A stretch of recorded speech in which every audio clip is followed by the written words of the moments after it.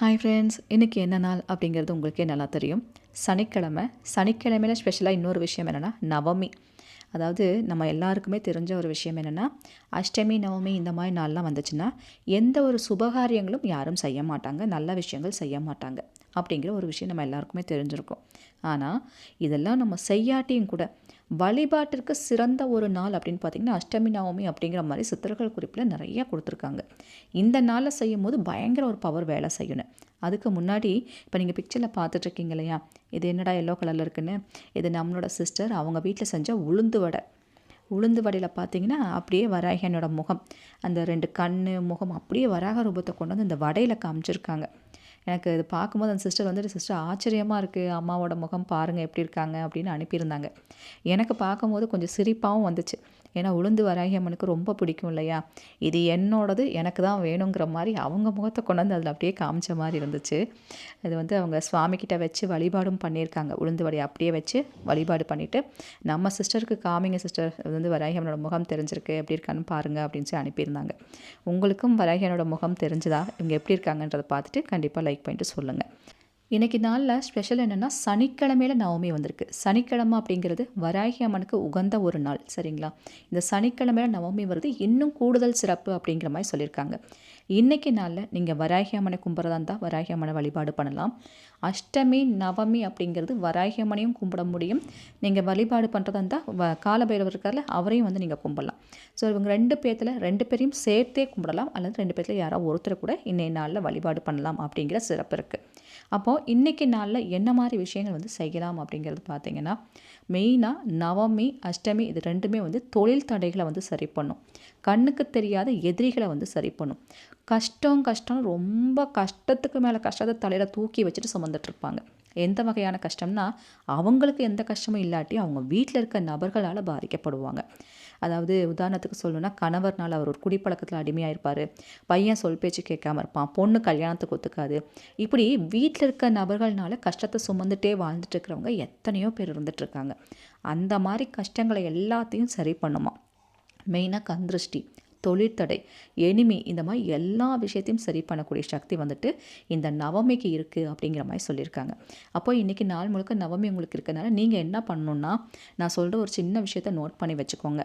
அதாவது நம்ம வீட்டில் சமையலுக்கு பயன்படுத்துகிற பாவக்காய் இருக்குது இல்லைங்களா, அதுதான் இந்த வழிபாட்டுக்கு நம்ம யூஸ் பண்ண போகிறோம்.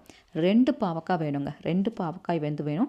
இதை வச்சு நம்ம என்ன பண்ணலாம் அப்படிங்கிறது நான் உங்களுக்கு டீட்டெயிலாக சொல்கிறேன், கரெக்டாக நோட் பண்ணி வச்சுக்கோங்க. இந்த வழிபாடு செய்கிறதுக்கு கண்டிப்பாக ரூல் இருக்குது. நீங்கள் நான்வெஜ் எல்லாம் சாப்பிடாம சுத்தமாக தான் பண்ணணும். வழிபாடை முடிச்சுட்டு நீங்கள் இதை பண்ணலாம். அதாவது இன்றைக்கி நாளில் ஈவினிங் 6 மணிக்கு மேலே ராத்திரி வரை நீங்கள் இந்த வழிபாடு பண்ணலாம். 6 மணிக்கு மேலே தான் பண்ணணும். நம்ம சேனலுக்கு நீங்கள் புதுசாக இருந்தால் மறக்காமல் சப்ஸ்கிரைப் பண்ணி வச்சுக்கோங்க. அப்போ தான் இது போல் பதிவெல்லாம் உங்களுக்கு நோட்டிஃபிகேஷனாக வரும். இந்த பதிவு பிடிச்சிருந்தாலும் ஒரு லைக் கொடுங்க, முடிஞ்ச நம்ம சேனலுக்கு ஹைப் கொடுங்க. இப்போது என்னென்ன பண்ணணுங்கிறது உங்களுக்கு டீட்டெயிலாக சொல்கிறேன். இப்போ நீங்கள் என்ன பண்ணுங்கள், நான் சொன்ன மாதிரி 2 பாவக்காய் வந்து எடுத்துக்கோங்க. இந்த 2 பாவக்காயில் ஒரு பாவக்காயை முழுசாக வச்சுக்கோங்க. அதை வந்து எதுவுமே பண்ண வேண்டாம், முழுசாக அப்படியே வச்சுக்கோங்க. இன்னொரு பாவக்காய் இருக்கும் இல்லையா, அதை வந்துட்டு 2ஆக சீவி அதில் உள்ளே இருக்க விதைகள் எல்லாம் வந்து ரிமூவ் பண்ணி வச்சுக்கோங்க, சரிங்களா.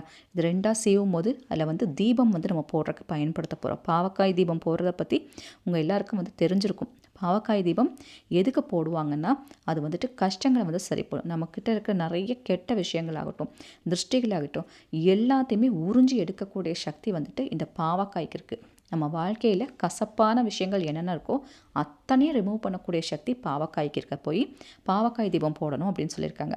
இதை வந்து எல்லா நாட்கள்லாம் அந்த பாவக்காய் தீபம் போட மாட்டாங்க. தேய்பிரை அஷ்டமிக்கு செய்வாங்க, நவமியில் செய்வாங்க, அமாவாசையில் செய்வாங்க. அப்போல்லாம் வந்து இந்த வழிபாடு செய்கிறது ரொம்ப பவர்ஃபுல்லாக வேலை செய்யும். அதுவும் தொழில் ரீதியாக நல்ல இம்ப்ரூவ்மெண்ட் கொடுக்கணும், எதிரிகள் தொல்லை இருக்கக்கூடாது நினைக்கிறவங்கலாம் அமாவாசை டைம்லலாம் இது செய்யும்போது நல்ல ரிசல்ட் கொடுக்குன்ற மாதிரி கொடுத்துருக்காங்க. இப்போ நான் சொன்ன மாதிரி ஒரு பாவக்காய் முழுசாக வச்சுக்கோங்க. இன்னொரு பாவக்காயை 2ஆக அரிஞ்சு அதில் உள்ளே இருக்க விதைகள் எல்லாம் ரிமூவ் பண்ணிவிட்டு நீங்கள் தீபம் போடுற மாதிரி அதை வந்து வச்சுக்கணும், சரிங்களா.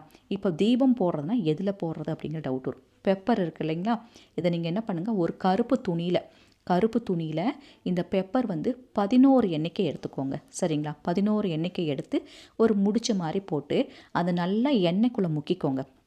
ஏன்னா நம்ம திரிங்கும்போது நம்ம எண்ணெயில் முக்கி நம்ம அது பண்ணுவோம். இது வந்துட்டு இந்த மூட்டையவே நம்ம திரியாக வந்து பயன்படுத்த போகிறோம். தனியாக திரி போட வேண்டியதில்லை. இதைவே நம்ம தீபமாக போட போகிறோம்.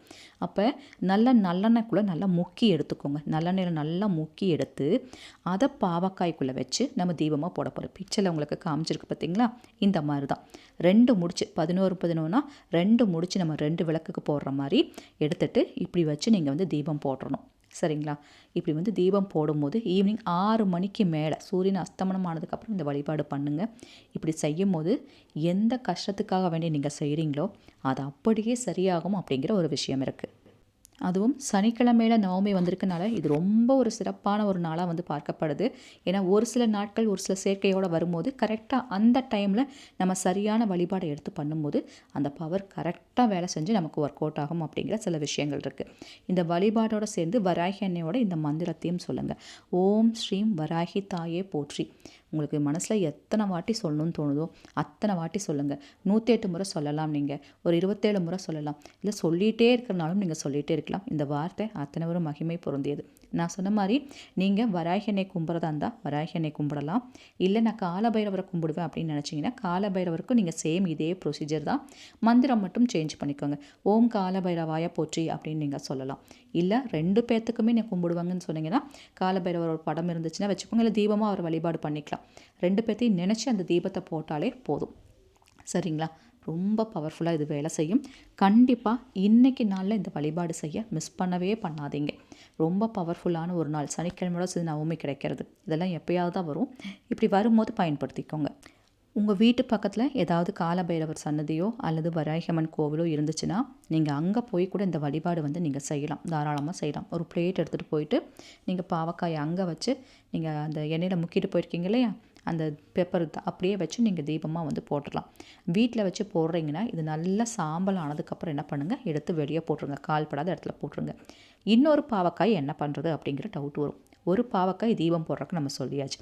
இன்னொரு பாவக்காய் எடுத்து வைக்க சொல்லியிருக்கீங்களேன்னு அதையும் என்ன பண்ணுங்கள், ஒரு வெள்ளை துணியில் வந்து முடிஞ்சு வச்சுக்கோங்க. ஒரு நல்ல வெள்ளை துணி போட்டு அந்த பாவக்காயை முழுசாக கட்டி இன்றைக்கி ராத்திரி தூங்குவீங்கள்ல, இன்றைக்கி ராத்திரி தூங்கும்போது உங்கள் தலையணை கடையில் வச்சுக்கலாம்.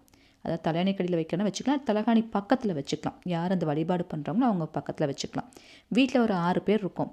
6 பேர்த்துக்கு ஒரு பாவக்காயை எடுத்து செய்யலாமான்னா தாராளமாக செய்யலாம். ஏன்னா இந்த வழிபாட்டுக்கு அத்தனை பவர் இருக்குது. அதனால் பாவக்காயை தலைகாணி கடையில் வச்சு தூங்கிக்கோங்க.